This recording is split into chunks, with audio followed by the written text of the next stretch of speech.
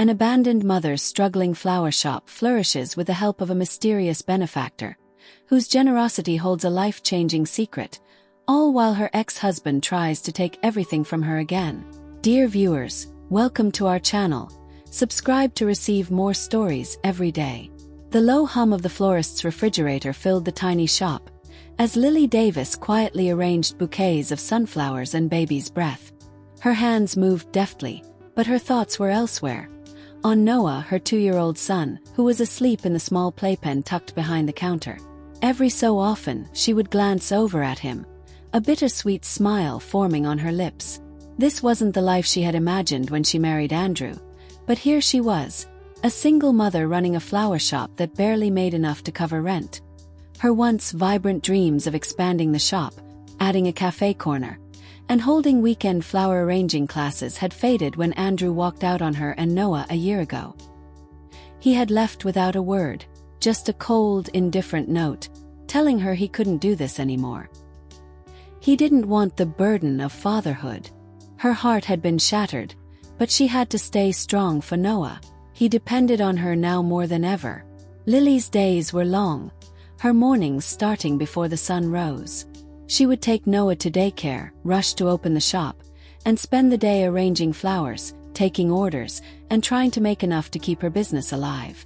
At night, after Noah was asleep, she'd sit at the small table in their apartment and pore over the books, wondering how long she could keep things going. But no matter how dire things seemed, she refused to let the shop go. It was her sanctuary, a place where she could find solace in the beauty of flowers, even if her life felt like it was withering.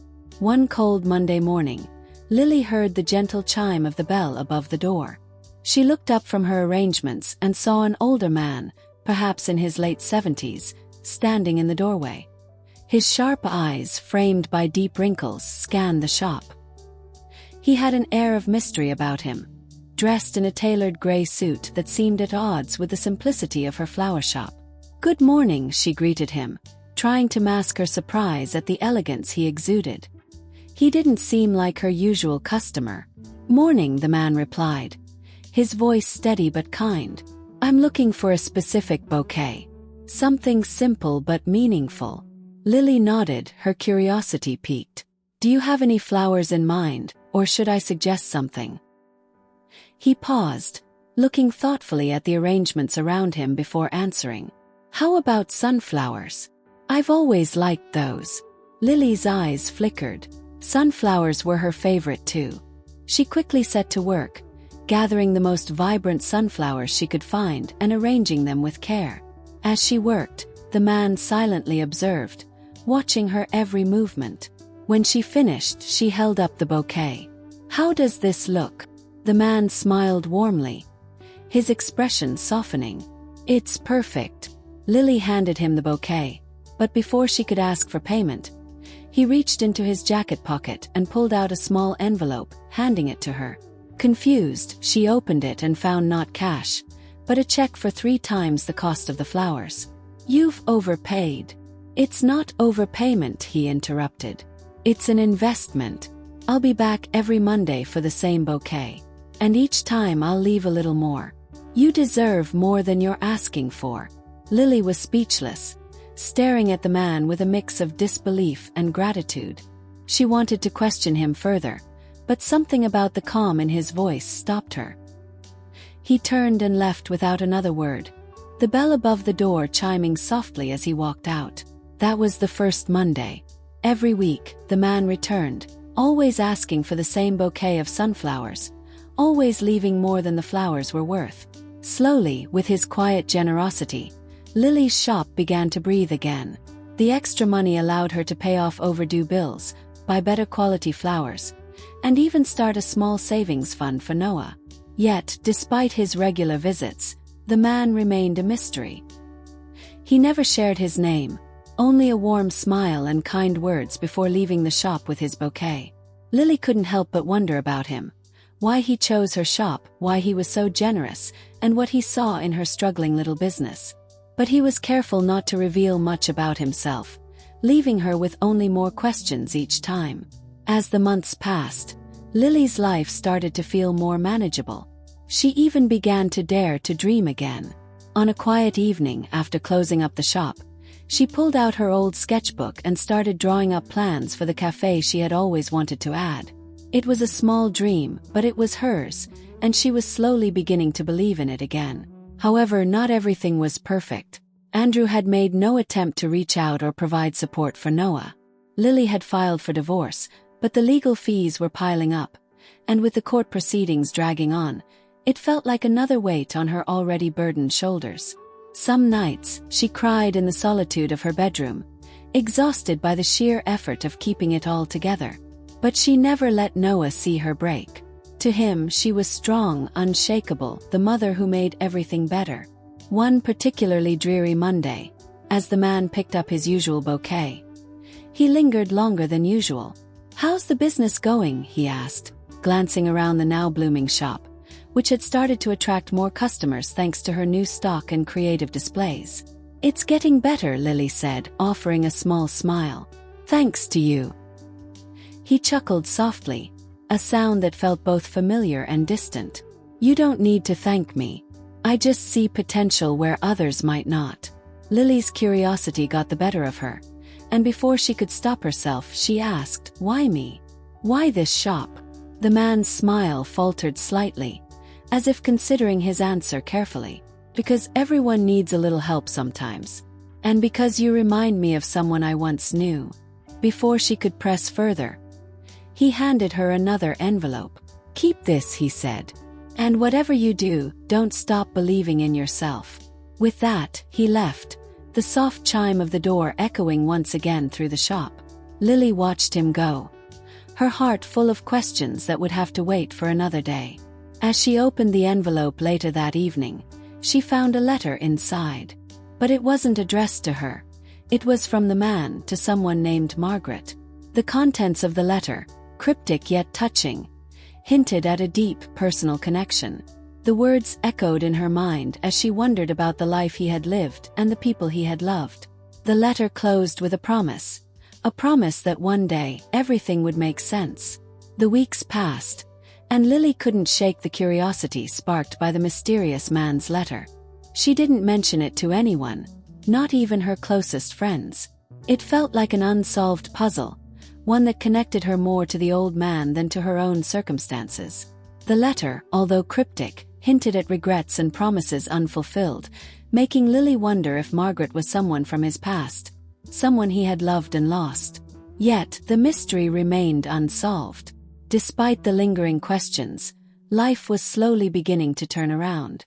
Lily's shop was bustling with more customers than ever before, and the cafe corner she had always dreamed of was starting to seem like a real possibility. With the extra money from the mysterious man's weekly visits, she had upgraded the shop's decor, adding cozy seating areas where people could sip coffee while surrounded by the beauty of flowers. She had even hired a part-time assistant to help with orders, freeing her up to spend more time with Noah in the afternoons. But as much as things were improving, not everything was perfect. Andrew, her estranged husband, had resurfaced. He wasn't back to reconcile or offer help. Instead, he had learned about the shop's sudden success and was demanding a portion of the profits, claiming that their joint assets included the business. Lily was furious. The audacity of the man who had abandoned his child now showing up, as if he had any right to what she had built, infuriated her. She hired a lawyer to fight his claims, but the stress was overwhelming. Nights that were once filled with hopeful plans for the future now turned into sleepless hours spent worrying about court battles and custody arrangements. Andrew wasn't just after the shop. He wanted partial custody of Noah, threatening to drag her through the courts if she didn't comply with his demands. One stormy afternoon, as the wind howled outside and rain battered the shop windows, the mysterious man entered again. He was soaked, his usual calm demeanor replaced by an air of urgency. Lily noticed the shift immediately. "Is everything all right?" she asked, concerned as she prepared his usual bouquet of sunflowers. He nodded but didn't meet her gaze. For the first time he seemed vulnerable. "I've been thinking a lot lately," he said, his voice softer than usual, "about life, about the choices we make. Sometimes we lose sight of what's truly important. Lily handed him the bouquet, her curiosity growing once again. "Who's Margaret?" she asked cautiously, the words slipping out before she could stop herself. The man's eyes darkened for a moment, the lines on his face deepening. He sighed, setting the bouquet down on the counter and reaching into his jacket to pull out another envelope. He placed it beside the flowers. "Margaret was my wife," he said quietly, his voice thick with emotion. "She passed away many years ago. We were married for 40 years, and I lost her to cancer. Ever since I've been searching, I suppose. Searching for something that can't be replaced." Lily's heart sank. The loneliness in his voice was palpable, and she felt a deep connection to his pain. She knew all too well the sting of loss, though hers was different. The man before her had lost his life partner, someone he had loved for decades, while she had lost the life she thought she would have with Andrew. "I'm sorry," she said, her voice barely above a whisper. The man smiled sadly. "She loved sunflowers, you know. That's why I come here. Every week, I bring them to her grave." Lily's eyes welled with tears. Suddenly, the weekly bouquets, the overpayments, the cryptic letters, it all made sense. This man wasn't just a wealthy benefactor. He was a grieving widower, trying to fill the void left by the love of his life. "I didn't mean to pry," she said softly. I've been so curious about you. You've helped me so much, and I didn't even know why." He nodded, his gaze softening. "You remind me of her. Margaret was strong like you. She never gave up no matter how hard things got. She would have loved this shop, the way you've made it bloom despite everything." Lily didn't know what to say. For the first time in months, she felt truly seen, not just as a struggling business owner or a single mother, but as a person, someone worthy of admiration. The weight of Andrew's betrayal, the burden of running the shop, the fear of losing Noah, they all felt a little lighter in that moment. The man picked up the bouquet and the envelope, but before he left, he turned to her once more. "Whatever happens with your ex-husband, don't let him take what you've built. This is yours, and you've earned it." Lily nodded, feeling a surge of determination. "Thank you for everything." He smiled and left, the bell chiming softly as the door closed behind him. Lily stood there for a long time, staring at the spot where he had stood, her mind racing with thoughts of Margaret, of love and loss, and of the strength it took to carry on. The days that followed were difficult. Andrew's legal team was relentless, and the stress of the court battle weighed heavily on Lily. But every Monday, without fail, the man returned for his bouquet of sunflowers, leaving her another envelope and a few kind words of encouragement. Each visit felt like a lifeline, a reminder that she wasn't alone in her struggles. As the weeks turned into months, the cafe corner of the shop became a local favorite. People from all over the town would stop by for a cup of coffee and a bouquet of fresh flowers, and the shop's reputation began to grow. Lily even started holding flower arranging classes on weekends, just as she had always dreamed. But Andrew's demands grew fiercer. He wasn't just after money.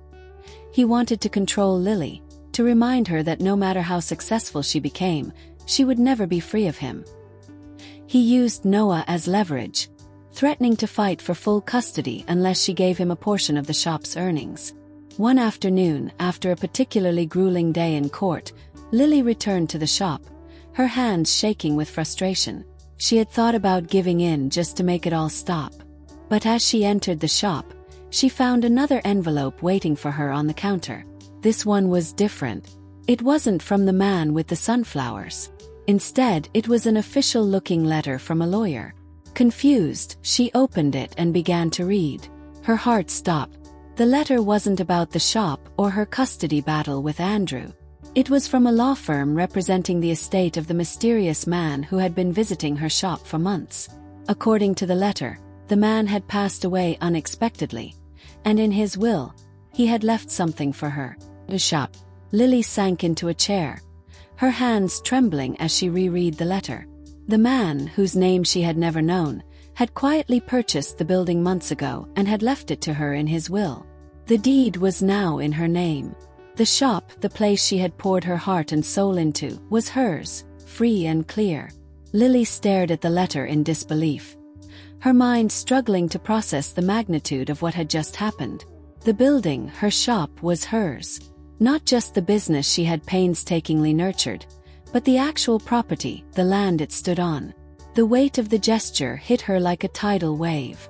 The mysterious man, who had quietly supported her for months, had given her not just a gift but an escape from the clutches of Andrew's greed. Felt unreal. How could someone she barely knew, someone who had remained a mystery even in death, have such a profound impact on her life? She wiped away the tears that blurred her vision, but they kept coming. It was as if the dam she had held up for so long, the one keeping all her pain, exhaustion, and fear at bay, had finally broken. But these tears weren't just for the struggle she had faced. They were for the kindness and generosity of a stranger who had seen something in her, something worth fighting for. No longer was the shop just a business.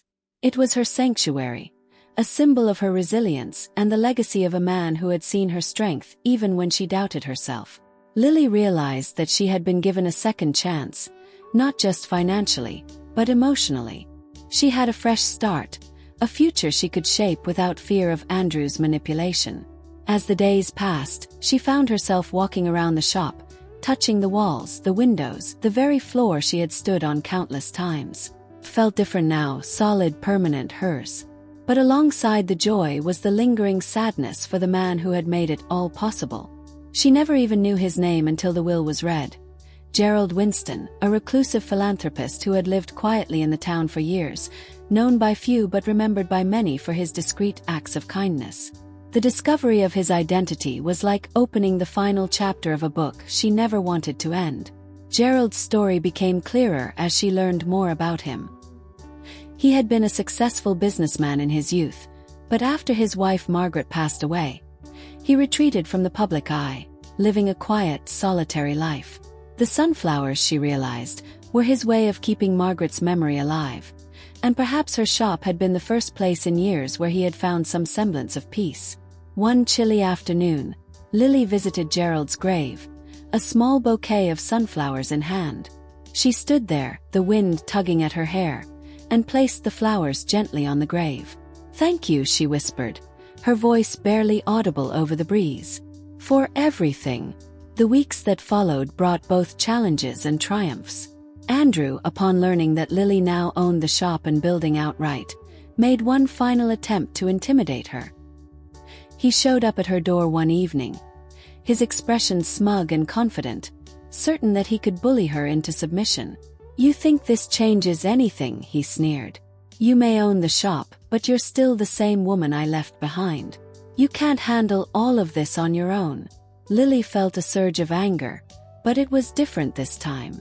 She wasn't afraid anymore. She wasn't the same woman he had left behind. She had survived heartbreak, financial ruin, and countless sleepless nights, and she had come out stronger for it. "No, Andrew," she said, her voice calm but firm. "I'm not the same woman you left. And you won't get another chance to control me." He scoffed, stepping closer. "You think a piece of property makes you powerful. I'll still take Noah if you don't give me what I want." Lily's heart raced at the mention of Noah, but she stood her ground. "You won't," she said, her voice steady, "because I have the means to fight you now. And I will." For the first time, Andrew faltered, his smug confidence wavering. He hadn't expected this. He had always counted on Lily's fear to keep her in line, but now she was standing before him, unyielding. "I'm done being afraid of you," she continued. "And if you want to go to court, then that's exactly what we'll do. But don't for a second think that you're going to win." Andrew's expression darkened, but he said nothing more. After a moment, he turned on his heel and walked away, slamming the door behind him. Lily's legs shook as the adrenaline surged through her, but she didn't cry this time. She felt something she hadn't in a long time: freedom. With Andrew out of her life for good, Lily could finally focus on the future she wanted to build. The cafe corner had become a full-fledged success, and people from neighboring towns were starting to visit, drawn in by the charm of the flower shop and the cozy atmosphere Lily had created. The flower arranging classes became a community event, with locals gathering every weekend to learn, laugh, and share stories over coffee and fresh blooms. But even in the midst of her newfound success, Gerald's absence weighed heavily on her heart.